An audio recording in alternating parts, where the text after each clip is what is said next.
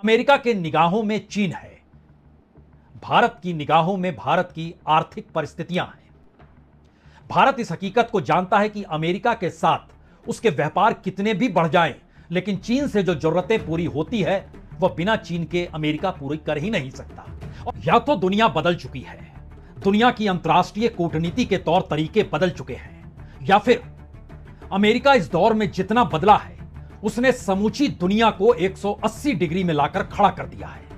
और शायद इसका सबसे बड़ा प्रभाव एशिया में ही पड़ रहा है, और खास तौर से साउथ एशिया में, जहां पर भारत मौजूद है।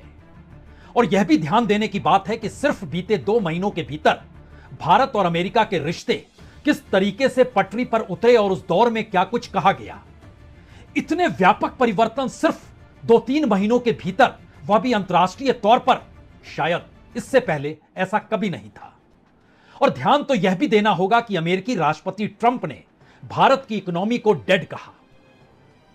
अमेरिका ने खुले तौर पर यूक्रेन युद्ध को मोदी युद्ध में करार दे दिया, और भारत ने जो कच्चा तेल रूस से खरीदा उसे खुले तौर पर कहा कि यह युद्ध के आग में तेल झोंकने के समान है। यानी एक ऐसी परिस्थिति धीरे धीरे बनती चली गई जहां पर अमेरिका के भीतर व्हाइट हाउस में बैठे हुए अमेरिकी राष्ट्रपति ट्रंप ने कई मौकों पर कहा कि आप भारत का सवाल ही क्यों करते हैं। और बात इस हद तक की भी आगे बढ़ी कि अब 100% टैरिफ भारत पे लगा ही देना चाहिए। क्या हुआ? एक झटके में ऐसी परिस्थिति क्यों बन गई? क्या वाकई भारत के प्रधानमंत्री नरेंद्र मोदी ने इस दौर में अपने ट्रंप कार्ड पर शी जिनपिंग का नाम लिख दिया, या फिर इस दौर में साउथ एशिया के भीतर नई गोलबंदी अंतर्राष्ट्रीय तौर पर, जिसमें चीन भी था, रशिया भी था, ईरान भी था, और एक मैसेज धीरे धीरे बड़ा कर दिया। और इस मैसेज में कहीं आगे बढ़ाने की स्थिति में फ्रांस हो, जर्मनी हो, ब्रिटेन हो, फिनलैंड हो, सभी देशों ने कहा एशिया हमने गंवा दिया।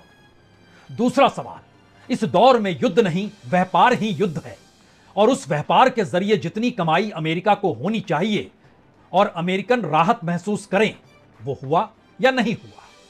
उसके सिर पर इनाम की घोषणा की जाती थी, लेकिन अपनी यात्रा के दौर में जब वो मिडिल ईस्ट पहुंचे तो सीरिया की सत्ता के साथ हाथ भी मिलाए, गले भी मिले, और कहा भी अब सारे प्रतिबंध माफ। और तीसरी परिस्थिति है कि अगर अमेरिका अपने पूर्व की तमाम परिस्थितियों को बदलने पर आतुर है, कल तक आईएसआईएस के आतंकवादियों के साथ अमेरिका देखता नहीं था। और इस पूरी परिस्थिति में जो इजराइल और ईरान का युद्ध हुआ, उसने भी मैसेज अमेरिका को दे दिया कि जिस न्यू वर्ल्ड ऑर्डर में, और खास तौर से मिडिल ईस्ट के देशों के बीच और साउथ एशिया में वो अपनी ताकत को नाप रहा है, उसमें ईरान ने एक झटके में इजराइल को हाशिए पर ढकेल दिया। शी जिनपिंग का यह कहना कि ब्रिक्स को ज्यादा ताकत के साथ मजबूत करना है और अंतर्राष्ट्रीय तौर पर जो ताकतवर देशों की कतार अमेरिका तय करते आया है उसे बदल देना है, यह मैसेज अपने आप में अमेरिका को परेशानी में डालने की परिस्थिति में लाकर खड़ा कर चुका है। इन तमाम सवालों की एवज में 2 ही सवाल है। पहला सवाल तो यह है, क्या इस पूरे संवाद और टकराव के बीच भारत कहां पर खड़ा है, और क्या वाकई भारत के प्रधानमंत्री ने जो ट्रंप कार्ड शी जिनपिंग के नाम पर लिख दिया और रूस के साथ अपनी अतीत की दोस्ती को दोहरा दिया, सिर्फ वही भारी पड़ गए, या फिर अमेरिका की कूटनीति का यह हिस्सा रहा है। दोस्ती और दुश्मनी के बीच एक मोटी लकीर अमेरिकी हित की चलती है। और क्या जिन शब्दों को अमेरिकी राष्ट्रपति ट्रंप ने यह कहकर लिखा कि अब भारत के साथ ट्रेड बैरियर जल्द ही खत्म होगा, दोनों देशों के बीच बातचीत होगी, और यह भी लिख दिया कि भारत के प्रधानमंत्री नरेंद्र मोदी से आने वाले हफ्तों में जल्द ही बातचीत होगी, और यह भी लिख दिया कि समाधान भी निकलेगा, सफल निष्कर्ष भी होगा। दोनों महान राष्ट्र हैं। देख लीजिए क्या लिखा है उन्होंने, क्योंकि 2 महीने के दौर में भारत के प्रधानमंत्री नरेंद्र मोदी को लेकर, भारत की इकोनॉमी को लेकर, रूस से कच्चे तेल को खरीदने को लेकर और भारत पर पाबंदियों लगाने का खुले तौर पर जिक्र ट्रंप प्रशासन कर चुका है।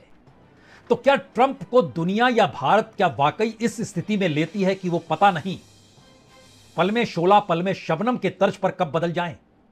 लेकिन इसके आगे की एक और परिस्थिति है। भारत अपने तौर पर या प्रधानमंत्री मोदी की अपनी कूटनीति अमेरिकी राष्ट्रपति ट्रंप की तर्ज पर ही चल रही है, या अमेरिकी राष्ट्रपति ट्रंप जैसे जैसे बदलते हैं वैसे वैसे भारत के प्रधानमंत्री भी बदल जाते हैं?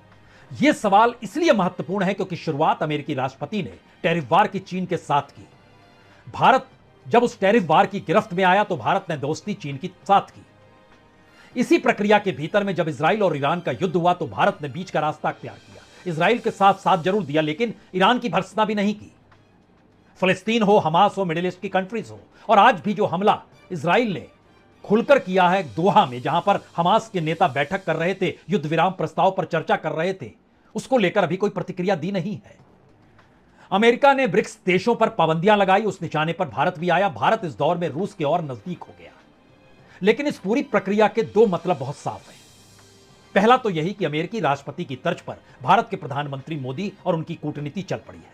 इसीलिए जो अमेरिकी राष्ट्रपति ने शब्दों का इस्तेमाल किया, उन शब्दों से एक कदम आगे बढ़कर भारत के प्रधानमंत्री ने उन शब्दों का जवाब दिया। उन्होंने लिखा कि देखिए, भारत और अमेरिका घनिष्ठ मित्र हैं, साझेदारी की असीम संभावनाएं हैं दोनों देशों के बीच। दोनों की टीम टैरिफ बैरिकेड्स को खत्म करने के लिए बातचीत कर रही है। और उधर ट्रंप ने कहा अगले कुछ हफ्तों में हम बातचीत करेंगे, तो इधर प्रधानमंत्री मोदी ने भी कहा मैं ट्रंप से बातचीत के लिए उत्सुक हूं। फिर आखिर में उन्होंने यह भी लिखा, हम दोनों देशों के लोगों के लिए एक उज्जवल और समृद्ध भविष्य सुनिश्चित करने के लिए मिलकर काम करेंगे। जो पूरा मंच सजाया जा रहा है वो सिर्फ और सिर्फ दो ही बातों को ध्यान में रखकर किया जा रहा है। अमेरिका के निगाहों में चीन है, भारत की निगाहों में भारत की आर्थिक परिस्थितियां हैं। भारत इस हकीकत को जानता है कि अमेरिका के साथ उसके व्यापार कितने भी बढ़ जाएं, लेकिन चीन से जो जरूरतें पूरी होती है वह बिना चीन के अमेरिका पूरी कर ही नहीं सकता। और अमेरिका भी जानता है कि भारत के साथ व्यापारिक रिश्तों से उसकी इकोनॉमी में कोई गजब का कमाल नहीं होगा, बल्कि भारत भौगोलिक तौर पर जिस साउथ एशिया में मौजूद है, उस साउथ एशिया में अगर भारत भी उसके साथ नहीं रहा तो चीन की ताकत बढ़ती चली जाएगी। यानी दोनों अपनी अपनी जरूरतों के इर्द गिर्द अपनी अंतर्राष्ट्रीय कूटनीति को बतला रहे हैं। तो क्या यह दोस्ती सिर्फ और सिर्फ उसी दिशा में जा रही है? और ना ही कोई व्यापक यू टर्न हुआ, यह सिर्फ शब्दों का खेल है। उन शब्दों का खेल जिसमें अमेरिका के निशाने पर भारत अभी भी है। चीन के भीतर भारत को लेकर बहुत सारे संशय अभी भी है। चीन की कम्युनिस्ट पार्टी की सहमति अभी भी भारत की फॉरेन पॉलिसी को लेकर पूर्ण रूप से सहमति के साथ खड़ी नहीं हुई है। पाकिस्तान को लेकर चीन और रशिया की धारणा नहीं बदली है। इजराइल और अमेरिका की दोस्ती और इजराइल के जरिए मिडिल ईस्ट के भीतर जो आज कतर में हुआ, यह एक परिस्थिति मात्र नहीं है, बल्कि आने वाले वक्त की एक आहट है, जिसमें टैरिफ का सवाल हो या युद्ध का सवाल हो, नेपाल जैसे देश में राजनीतिक उथल पुथल की परिस्थितियां हो या फ्रांस की सड़कों पर उभरता हुआ जुलूस हो। ये मैसेजेस अमेरिका के लिए कम है, भारत के लिए ज्यादा है। समझना सिर्फ इसी को है। बहुत बहुत शुक्रिया, बहुत बहुत शुक्रिया।